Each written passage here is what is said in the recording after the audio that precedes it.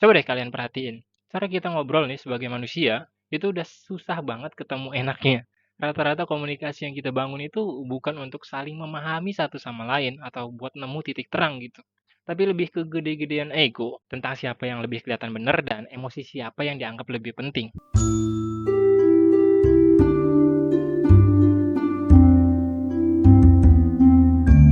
Bayi manusia itu harus sudah mulai belajar ngomong atau bicara dari usia 12 sampai 18 bulan. Terus, ketika menginjak usia 2 sampai dengan 3 tahun, biasanya bayi udah mulai bisa melafalkan beberapa jenis kata atau kalimat. Entah dengan ngasih tahu apa yang dirinya mau atau ngasih tahu hal yang bikin dirinya risih dan lain-lain. Kemudian, pada usia 4 sampai dengan 5 tahun, biasanya anak-anak udah mulai lancar berkomunikasi dengan lawan bicaranya. Entah itu ngomongin permainan, makanan, bursa saham, dan lain-lain sebagainya.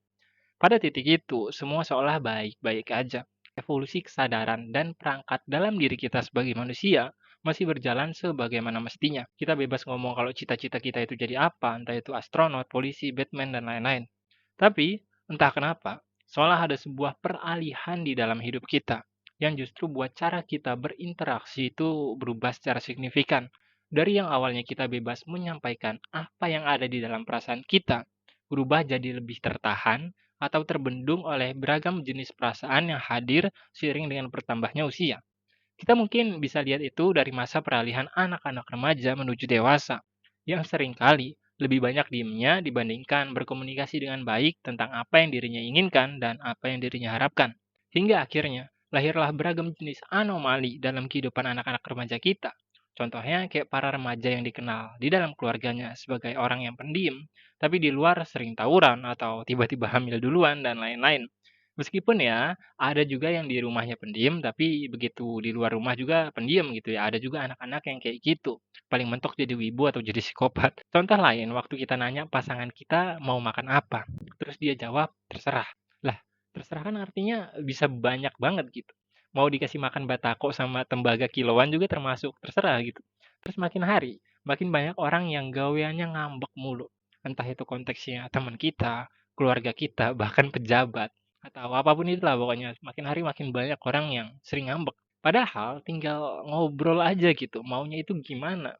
Tapi entah kenapa susah banget untuk diajak berkomunikasi. Intinya ada sebuah perubahan dalam diri manusia yang mungkin saja itu adalah sebuah masalah yang cukup besar dalam kehidupan sosial kita. Tapi karena kita nggak sadar akan hal itu sebagai sebuah masalah, akhirnya kita ngerasa ya nggak ada masalah, semua baik-baik aja gitu. Bahkan dalam kehidupan orang dewasa nih ya, kita lebih sering mengedepankan emosi yang kita punya.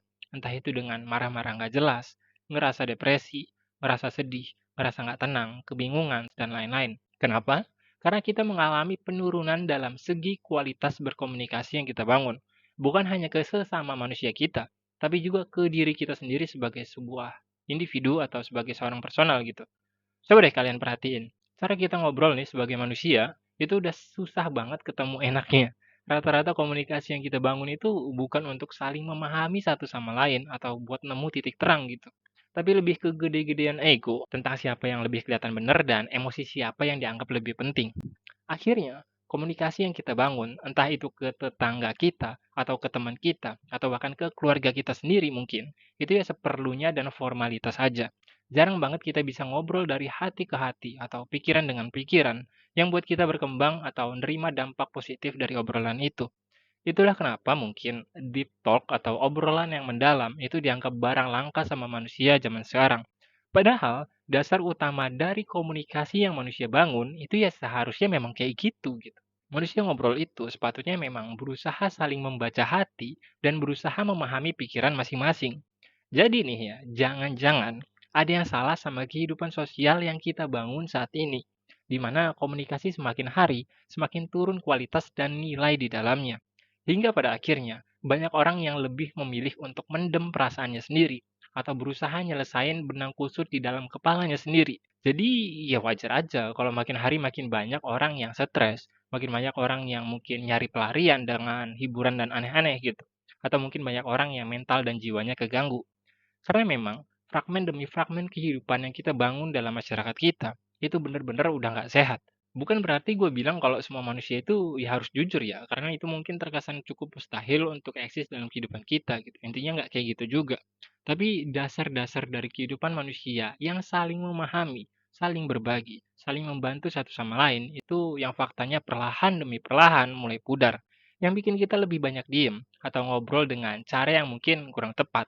Contohnya mungkin bisa kita lihat dalam sosial media kita sehari-hari, di mana banyak orang berkomentar dengan bahasa dan kalimat yang seenak jidat mereka aja gitu. Tapi mungkin itu bukan berarti mereka jahat atau memang berniat menjatuhkan orang lain dengan komentarnya. Melainkan keterampilan dalam menyampaikan apa yang dirinya maksud itu yang kurang tepat. Akhirnya, komunikasi dalam kehidupan kita justru jadi anak panah liar yang jauh lebih sering melahirkan perpecahan atau kesalahpahaman dibandingkan melahirkan sisi-sisi positif dalam kehidupan. Sekarang bayangin ya, kalau dalam penggunaan bahasa verbal dan tertulis saja kita masih berantakan banget kayak gini, gimana kita bisa gunain bahasa yang konteksnya mungkin lebih tinggi? Kayak komunikasi lewat jalur perasaan dan empati dan lain-lain, yang seharusnya juga bisa kita kuasain gitu. Karena hal itu penting. Gua nggak menutup fakta ya, kalau di luar sana memang banyak orang-orang toksik yang kalau ngobrol tuh semaunya aja, yang pengennya didengar mulu tapi nggak pernah mau dengerin orang lain. Kadang, hal kayak gitu yang bikin kita trauma buat speak up atau berkomunikasi sebagaimana mestinya. Tapi bukan berarti kita terus membatasi interaksi dan komunikasi yang kita bangun dengan manusia. Karena faktanya hal itu ya bisa dibilang penting banget. Gimana bisa kita bertukar pikiran atau perasaan kita dipahamin sama orang lain kalau misalnya kita nggak ngebuka soal itu? Dan fakta kalau memang sangat sulit buat nyari pendengar yang baik, itu memang nggak bisa kita tolak sih. Tapi itu justru bukti kalau memang pembahasan kita barusan, itu secara langsung maupun nggak langsung, memang terjadi di dunia nyata. Tapi, pasti ada orang di luar sana yang bisa jadi pendengar yang baik dan kalian bisa berbagi perasaan maupun isi pikiran kalian dengan mereka. Dan akan jauh lebih baik lagi sebelum kita nemu orang-orang yang enak nih buat diajak berkomunikasi kayak gitu. Terlebih dahulu, kita menyiapkan diri kita buat jadi komunikator yang baik. Karena bisa jadi, waktu kita nemu orang yang enak diajak ngobrol nih, justru kita termasuk golongan orang yang gaya berkomunikasinya itu jelek atau toksik gitu. Akhirnya ya kita bakal ditinggalin sama orang itu. Karena orang itu pun punya pikiran dan perasaan yang seharusnya bisa kita pahamin dan kita terima. Jadi jangan salahin kehidupan kalau misalnya kita hidup dalam kondisi masyarakat yang negatif atau rusak. Karena tanpa sadar, mungkin kita merupakan bagian dari kerusakan tersebut. Sekian Kusalitas yang Hening, sampai jumpa.